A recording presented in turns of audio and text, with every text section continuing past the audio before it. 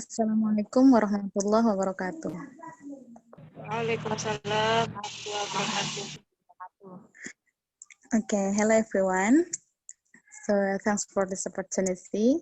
Then today is our turn for the fifth group to present our material. So before we start to present our material, let us to introduce our staff members first.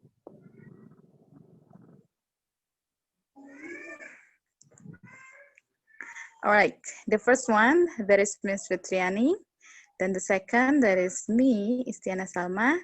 Then Miss Ida Kurniawati and Miss Miftahul Jannah.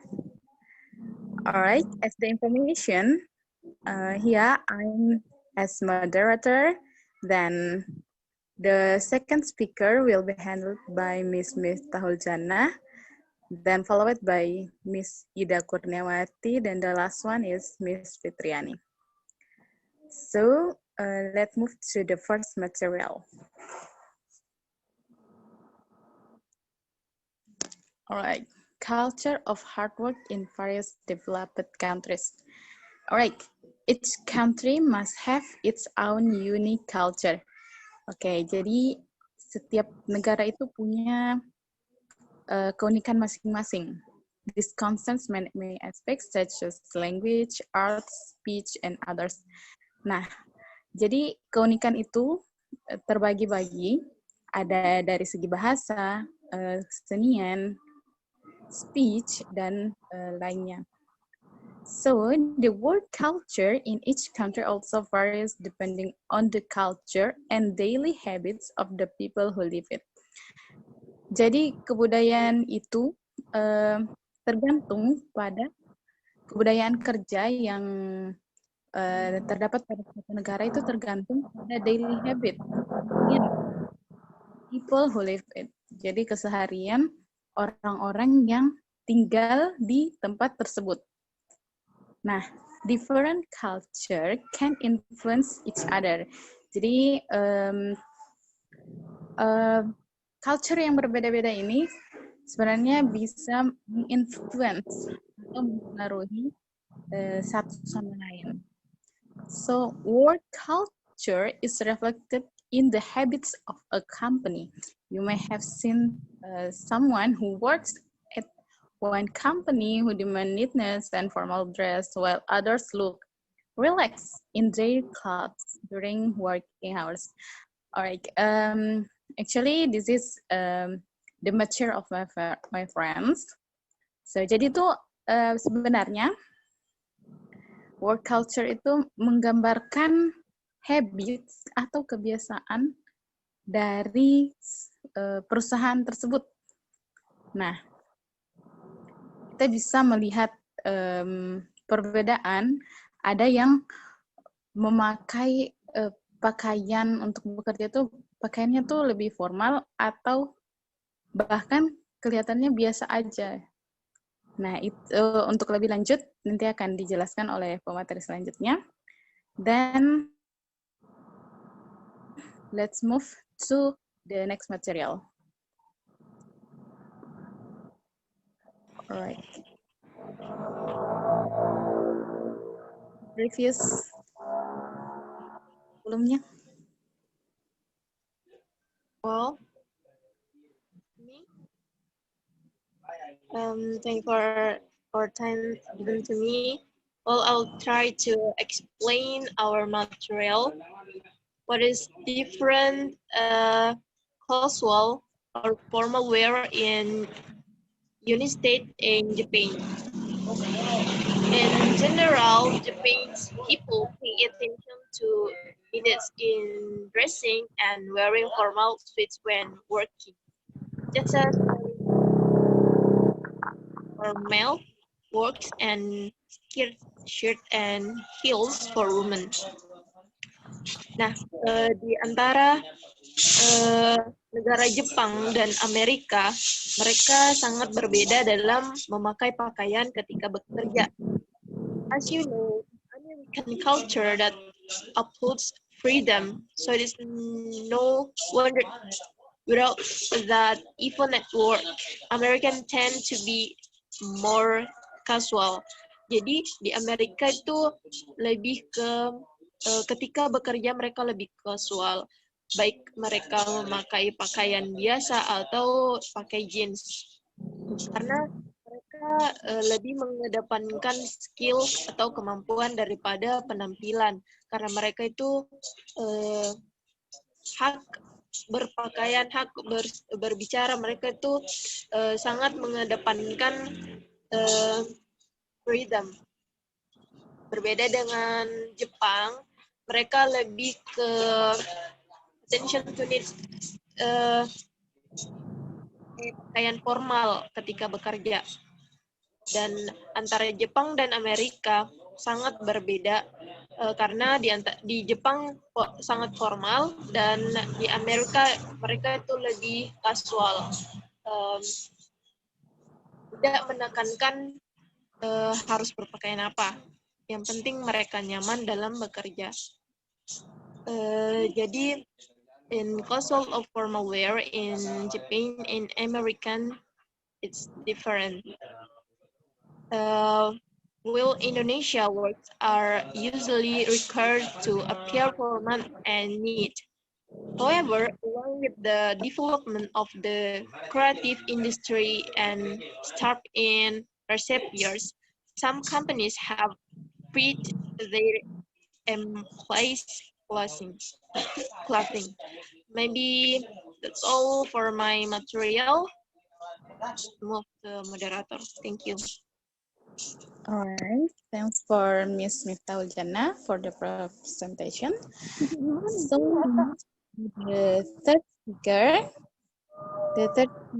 there is Miss Ida Kurniawati. So time is yours. Okay, thanks to moderator for give the opportunity given to me. In this section, I will explain my material that's about seniority culture in Japan. Okay. The culture of seniority in Japan is very strong. Not only the world of work, the grouping between senior and junior also occurs in the world education in Japan. Jadi, budaya senioritas di Jepang memang sangat kental, bukan hanya pada dunia kerja. Pengelompokan antara senior dan junior juga terdapat pada dunia pendidikan di Jepang. People in Japan really care about politeness and demeanor. They will always bow their bodies to the people they meet.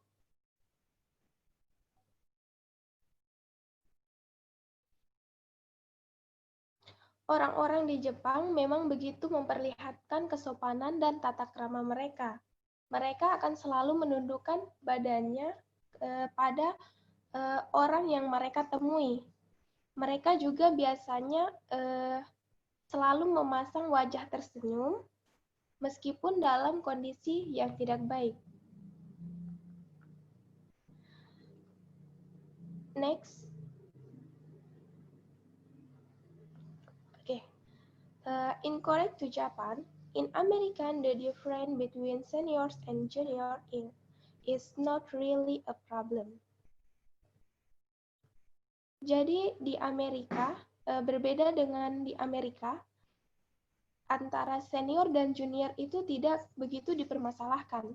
Seperti yang telah dijelaskan oleh teman saya, Miftahul Jannah, karena di Amerika mereka sangat lebih mementingkan skill atau pengetahuan.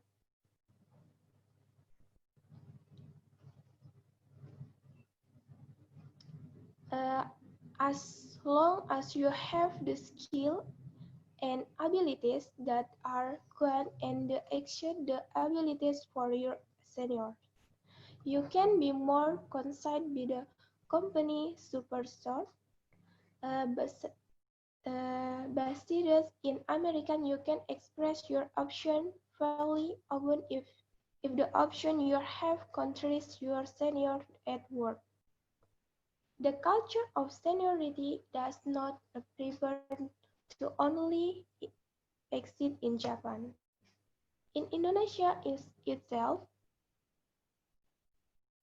such a culture is usually found, especially in the work and education. Jadi, selain budaya senioritas tidak hanya ada di Jepang. Di Indonesia sendiri, budaya ini sangat mudah ditemukan pada dunia kerja ataupun di dunia pendidikan. People who practice this culture of the seniority usually exude politeness and respect for people who are more senior than them. Atau orang-orang yang melakukan budaya senioritas ini biasanya berdalih pada kesopanan dan menghormati yang lebih tua. Atau dapat disimpulkan, kita harus kebudayaan mereka lebih menghormati yang lebih senior daripada meskipun kita memiliki skill yang lebih dari senior kita. Kita harus menghormati senior kita. Okay, I think enough. Move to the moderator. Alright, thanks for Ms. Ida Kurniawati for the great presentation. So next we move to the last presenter, that is Ms. Fitriani. Alright, time is yours. Okay, bismillahirrahmanirrahim. My name is Fitriani. Last material. My material is cultural when meeting. So, our meeting is something that is important to do to avoid a purpose, a promise, or make cultural plans. The difference between Japanese work culture and American work culture is not only reflected in the above matter, but also when they hold war meeting. Jadi, perbedaan budaya kerja Jepang dan budaya kerja Amerika selain tercermin pada perihal yang sudah teman saya jelaskan, mereka juga melakukan rapat kerja. Japanese and Indonesia people are people who like to do things in group or collective. So it's not surprising that Japanese and Indonesia people need to be more careful in expressing their opinions or custom. Orang-orang Jepang dan Indonesia merupakan orang-orang yang suka melakukan sesuatu secara berkelompok atau kolektif. Maka tak heran apabila orang-orang Jepang maupun Indonesia cenderung lebih berhati-hati dalam mengungkapkan pendapat maupun kritikannya. This is shown to above conflict progress is will heather the running of the work project behind handle. Hal ini dilakukan untuk menghindari dari konflik berlanjut yang akan menghambat jalannya proyek kerja yang akan ditangani.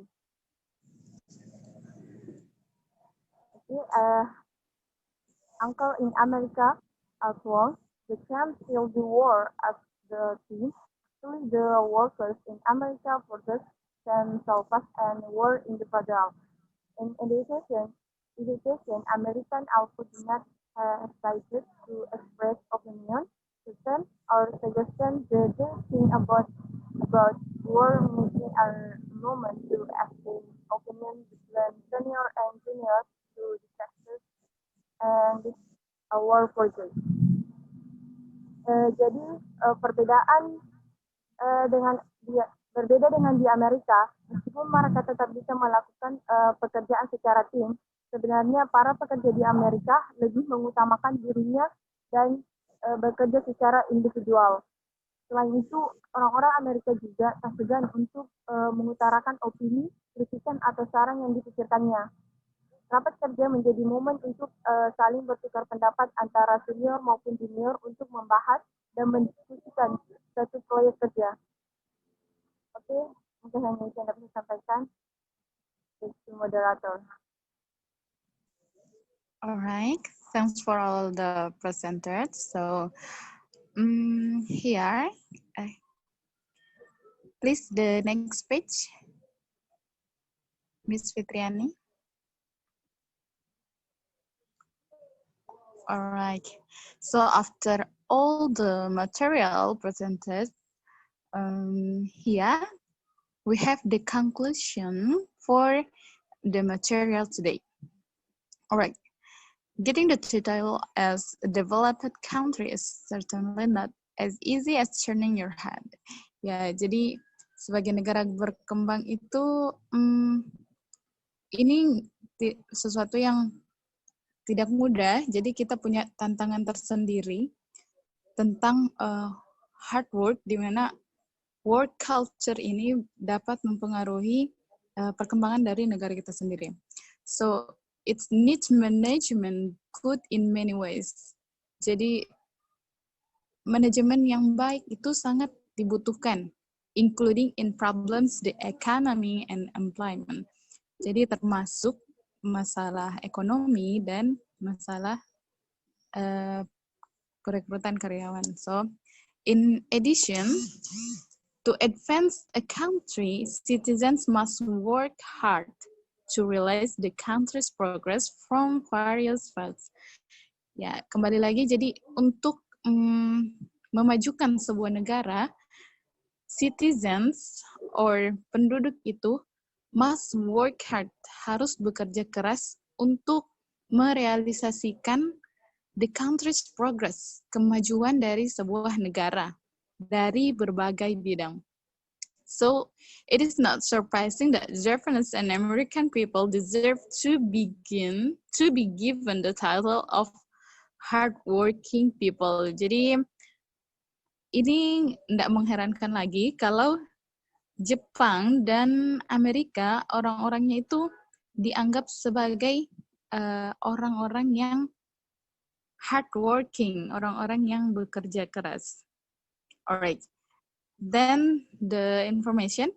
Even in Japan, there have been cases of someone dying from overwork. This indicates that Japanese people are so hardworking. Oke, jadi seperti yang kita ketahui, Jepang juga terkenal dengan tingkat kematian atau tingkat bunuh diri, kasus bunuh diri yang tinggi karena overwork, terlalu bekerja keras. Jadi di sini kita juga bisa mengambil pelajaran untuk bekerja keras yang balance, yang sehat. So this indicates that Japanese people. Oke, meskipun itu menggambarkan betapa bekerja kerasnya orang Jepang, setiap sesuatu itu memiliki dua sisi. Jadi kita bisa belajar dari cara mereka untuk bekerja keras, tapi kita juga